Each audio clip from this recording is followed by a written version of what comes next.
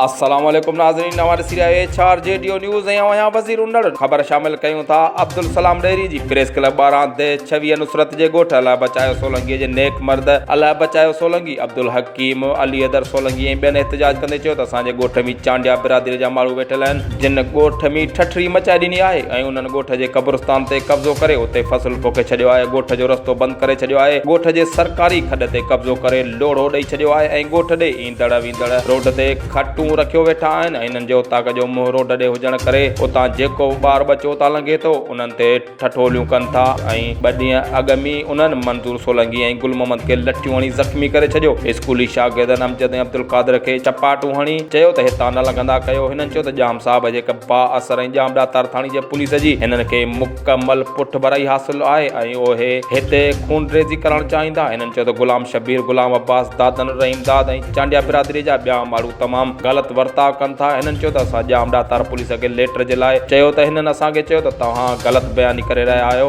असां जॾहिं लठियुनि जे धकनि जा निशान ॾेखारिया त पोइ उन्हनि लेटर ॾिनो जंहिं ते तारीख़ 1 ॾींहुं अॻु जी हणी ॾिनी ऐं असांखे नवाबशाह अस्पताल वारनि इलाज खां जवाबु ॾेई छॾियो ऐं असां ॿीहर वञी तारीख़ दुरुस्त कराए खणी आयासीं। उन खां पोइ असांजो इलाजु थियो। हिननि DIG शहीद बेनज़ीराबाद ऐं SSP शहीद बेनज़ीराबाद खां मुतालबो कयो आहे त खेनि तहफ़ुज़ ॾिनो वञे ऐं धुर बणियल पुलिस खे सज़ा ॾिनी वञे त जीअं मज़लूमनि खे इंसाफ़ ॾियण बजाए ज़ालिमनि जी धुर न बणिजनि। HRJDO न्यूज़ में फ़िलहाल एतिरो ई। वधीक ख़बरनि अपडेट्स लाइ ॾिसंदा रहो HRJDO न्यूज़।